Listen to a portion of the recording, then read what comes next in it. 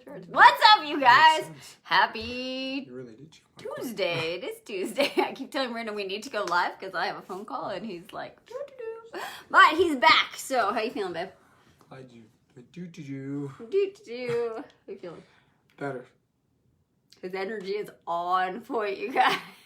No, the last 4 days been nothing but basically trying to fight off the notion to sleep. So right. I'm here. All right. Well, we're glad you're here. All right, guys. So we're going to talk about environment today. That's one of the components of our shift project. So we don't spend a ton. We haven't spent. We don't. Not that we don't, but we haven't spent a ton of time talking about that. So we're going to talk about that a little bit today. Some steps you can take when you're starting to do something or get back into something you had been doing. I think I'll just say this for a minute. I think there's a lot of people right now, myself included, that went from shutdown back to real life, and there's sort of some resistance and struggle and energetics that are happening because it's okay, we didn't leave the house and now we're gone for 6-7 hours at a time. So how do you set up your environment so that you can be successful as you start to transition back into being back to normal life or creating or starting a new habit?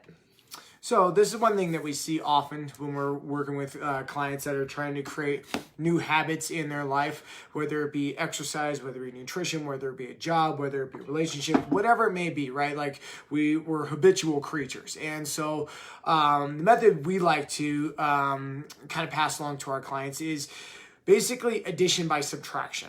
Right. And if you've heard us talk before, we've talked a lot about micro small commitments and doing things very small and then putting them and stacking them. Right. And so this is no different. Kind of just two simple things that I think that you can incorporate now that can make massive impact for what you're doing. And so the first off is set yourself up for success. Set your environment up. Right. What are you wanting to do tomorrow? Right. Looking ahead of what you have to do first and foremost.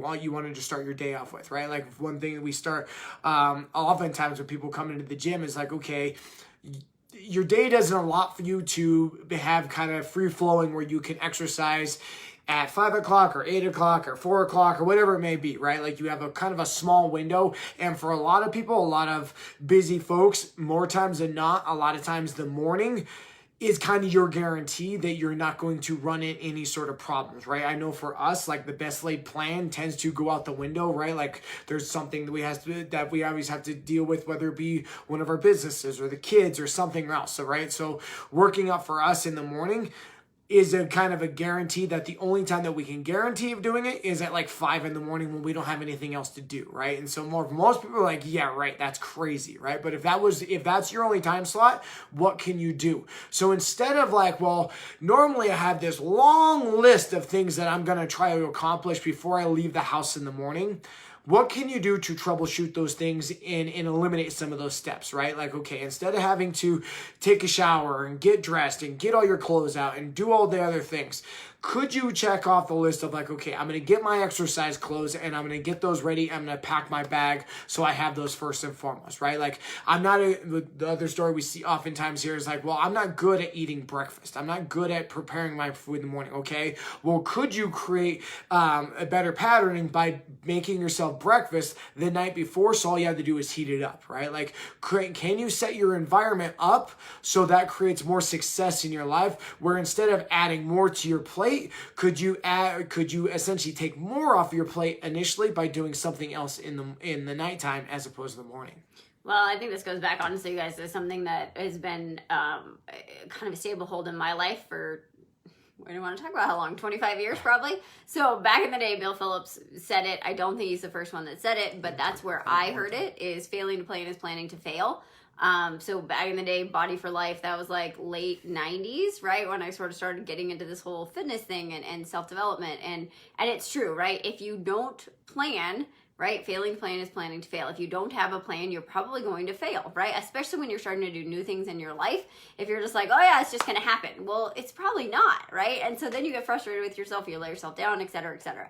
So if you can create a plan, and again, we've talked about structure to create flow, right? Not a rigid, I have to do this. This is, life or death. If I don't make it, it's a rule and all those things. That doesn't work. But if you have a plan of, okay, these are the days I go to the gym. These are the things I'm going to plan on making or eating this week. week, if you can make your food, if you can eat, if you can do all those things just to set yourself up for success, it's a lot easier versus like, well, hopefully I'll make it to the gym tomorrow, and hopefully I'll, magically eat healthy food even if I didn't go to the grocery store, or hopefully this is all going to work out, or hopefully I'm going to, get new clients in my business, or like hoping doesn't do you any good. So you have to have a plan. And I know this is true for us. Like the days that I have a plan, I'm like, okay, this is what this is what's happening. This is when we're going on our walk, we're doing the whatever, like everything goes well. If I leave it to chance, there's a really good chance that I'm gonna miss something. I'm not gonna get something done. I feel less motivated. I don't feel like I'm in that flow of like, okay, I mean, you've ever heard that like busy people get more things done, right? Like when you have a lot to do or you know what's going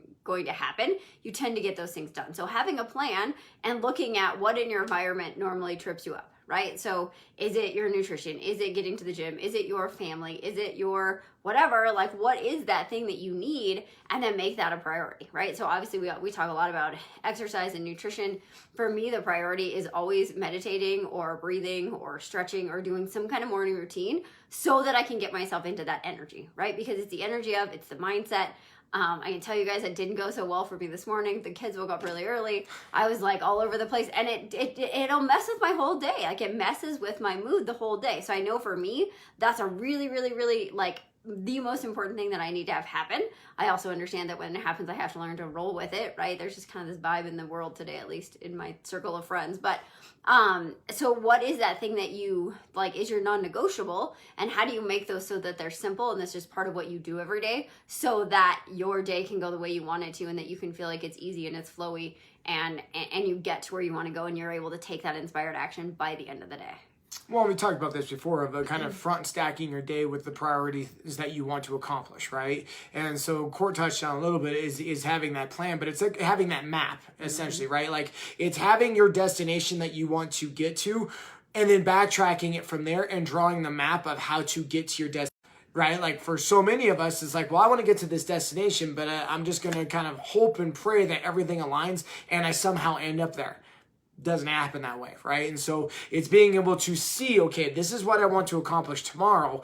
What can I do to help eliminate some of the obstacles that get created throughout the day, right? For so many people that we start on getting them moving their bodies and stuff like that is set out your shoes, set out your exercise clothes, eliminate some of the steps, because if you can eliminate some of the steps, you eliminate obstacles. And for all of us as human beings, if there's less obstacles that are in our way, we're more likely to follow through with it, right? And so it's not adding more to your plate, it's eliminating it and looking at it from a different perspective.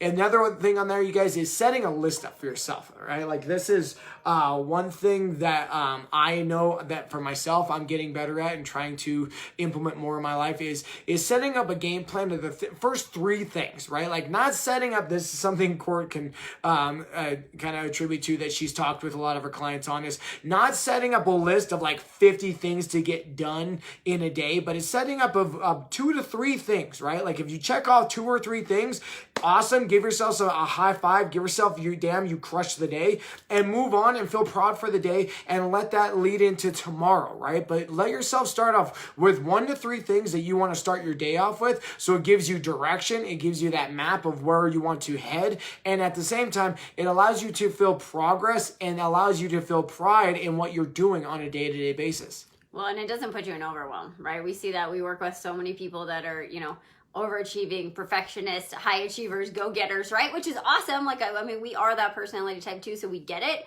But I mean, I used to make this to-do list and it was like, well, there's no way I'm ever going to get that done. And then I would just instantly feel overwhelmed. And a lot of times, like when we get in that sensation of overwhelm, it's like, I don't even know where to start. And then it's like, oh, F it, I'm not gonna do any of it, right? Like it's just like people throw their hands up, or you're in that feeling of always being behind and never actually getting to be proud of yourself, like Brandon said, and feeling that accomplishment. So like do 3 things and then move on if you have the time and the energy and the ability. If you don't, cool, you got your 3, that's all you need to focus on. I mean, it's funny because I used to do this when I was a runner.